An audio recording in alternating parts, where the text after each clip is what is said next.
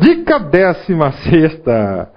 Avaliação de desempenho. Gente, olha, não vai ter jeito. Esse aqui, das dicas, é o que eu tenho maior... Mas eu não posso falar que eu tenho certeza, porque não sou eu que faço a prova, nada.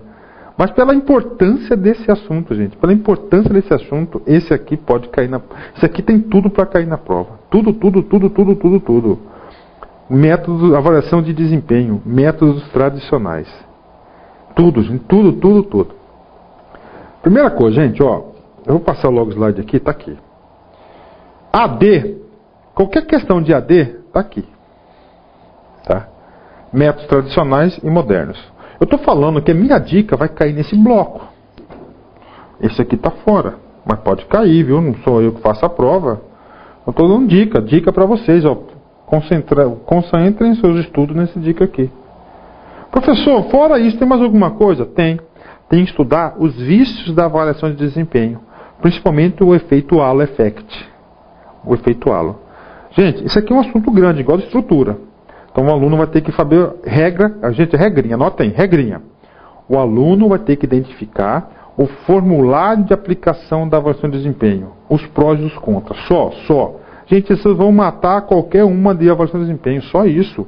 Vão lá no material do professor, vamos lá, assiste essa aula lá do professor que vai acertar.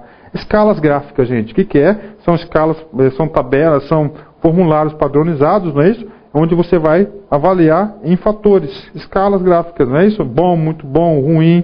Gente, escolha forçada vai forçar você a escolher um resultado. Pesquisa de campo, eu RH com o gerente de linha para fazer uma pesquisa sobre avaliação do funcionário. Tá? Tem 4 etapas. Na última pergunta, ano passado caiu 2 questões de pesquisa de campo. Método de índice de incidentes. Gente, método dos índices de incidentes. Atenção pela dica. Excepcionalmente positivos e excepcionalmente negativos. Bacana? Excepcionalmente positivos e excepcionalmente negativos. Lista de verificação. Lista de verificação é um checklist, é uma forma resumida do método de escalas gráficas. Métodos modernos. APPO, Administração Participativa por Objetivos e Avaliação de Desempenho em 360 graus. Tá? Eu estou louco para explicar para vocês tudo isso aí, mas não é agora, é hora. Isso aqui tem que ter a parte teórica lá, não dá para explicar cada um desses itens, bacana? Então, a minha dica, essa dica quente, chama-se métodos tradicionais. Dica 17. Agora vamos entrar num bloco de administração pública. Dica 17 chama-se administração gerencial. Gente, administração gerencial é aquela focada nos resultados. Então anota aí, focada nos resultados. O controle é a posteriori, tá certo? É um aperfeiçoamento da administração pública. E quando nós falamos de administração gerencial, nós temos o que, gente? Nós temos aqui, os tipos de administração pública. Administração pública patrimonialista, administração pública burocrática, administração pública gerencial. Gente, olha, dá tempo ainda. Eu tenho uma aula no meu canal no YouTube, que eu tenho uma aula completa sobre esses 3 itens. Administração patrimonial, administração burocrática e administração gerencial, tá? Então, gente, a aula tem o quê? Tem 1h30 de aula, mas 90 minutos de aula. Gente, assistam essa aula pode cair. Nessa aula, principalmente, vocês vão estar fortalecendo o quê? Administração gerencial. Então, a minha dica é administração gerencial. Né? Dica 18ª, 18. Decreto-Lei 200. A gente está no edital. Poucos editais eu vi lá. Decreto-Lei 200 de 60. Gente, 67 significa que o ano de 1967? Sim. O professor nem sonhava em nascer nessa época. Tá valendo esse cara? Tá valendo. Tem alguma coisa importante? Tem. Professor, então qual que é a dica? 2 dicas. Primeira dica. Os princípios fundamentais da administração. Ah, professor, é o LIMP, que é legalidade, né? Legalidade, impessoalidade, moralidade, publicidade, eficiência. Sim, esses são princípios da administração pública na Constituição. Só que o Decreto-Lei 200 está aqui, olha só. As atividades da administração federal obedecerão os seguintes princípios fundamentais: planejamento, coordenação, descentralização, delegação de competência e controle. Na prova de vocês, o cara vai falar assim, ó, o que é descentralização? Ah, eu tenho, gente, um conceito, mas você está errado. Você tem que ir lá no artiguinho do Decreto-Lei 200 e ler a descentralização, que lá vai ser a cópia desse, que está escrito desse item. Bacana? Então, princípios fundamentais segundo o decreto. É importante? É muito importante, viu? Pode cair. Dica 19ª.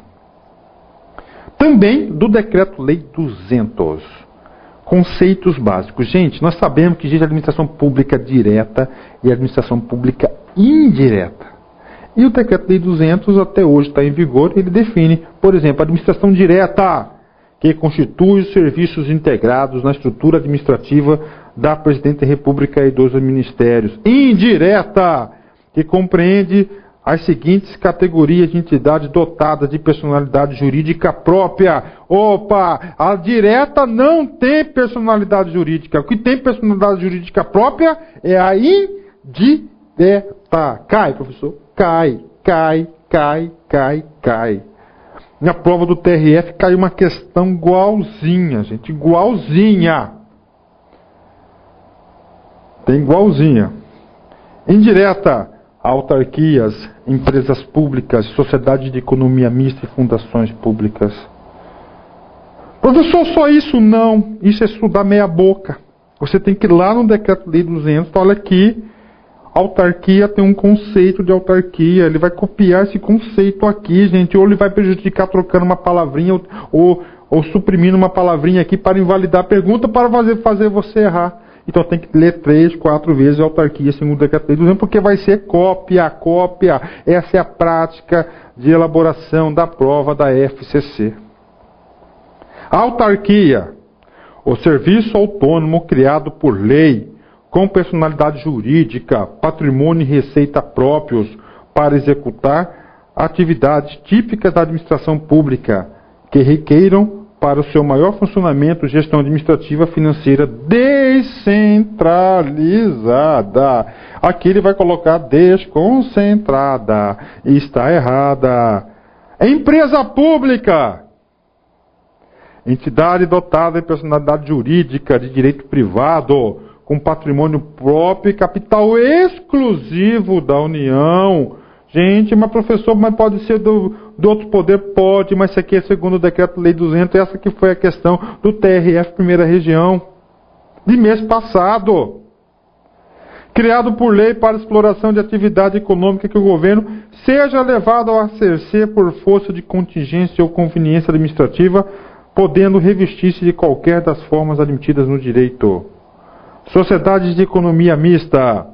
Também, Decreto-Lei 200, a entidade dotada de personalidade jurídica de direito privado, criada por lei para exploração de atividade econômica sob a forma de sociedade anônima, cujas ações com direito a voto pertencem à sua maioria à União, entidade de administração indireta. Maioria! Particular pode ser sócio da sociedade de economia mista? Pode. Só para exemplos, eu recebi um e-mail esses dias. Exemplo de autarquia. Manda para mim. Qual que é? Fala. Não vi. Consegui captar. INSS? Sim. Banco Central? Sim. Exemplo de autarquias, né? Empresa pública? Caixa Econômica. Correios? Sim. Sociedade de Economia Mista?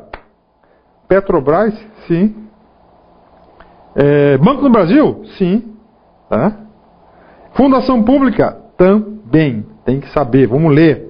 A entidade dotada de personalidade jurídica de direito privado, sem fins lucrativos, criada em virtude de autorização legislativa para o desenvolvimento de atividades que não exijam execução por órgãos ou entidades de direito público, com autonomia administrativa, patrimônio próprio gerido pelos respectivos órgãos de direção e funcionamento custeado por recursos da União e de outras fontes. Ok. Dica número 20. Governança e governabilidade. Gente, está lá no seu edital. Governança e governabilidade. E eu vou matar esse assunto para vocês agora. Vocês não vão mais errar esse assunto. Governança e governabilidade. Gente, olha só.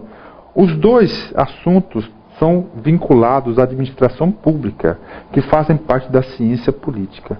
Gente, governança, governança, é a capacidade administrativa, orçamentária e financeira do órgão. Mas professor, eu quero exemplos, eu só consigo entender com exemplos. O professor quer do coração. O Estado X da Federação quer construir 10 mil casinhas. Ele conseguiu construir. Se ele conseguiu construir, porque tem capacidade administrativa, competência para isso, tem orçamento e tem o quê? Dinheiro. Então, ele tem governança. Então, governança é capacidade administrativa.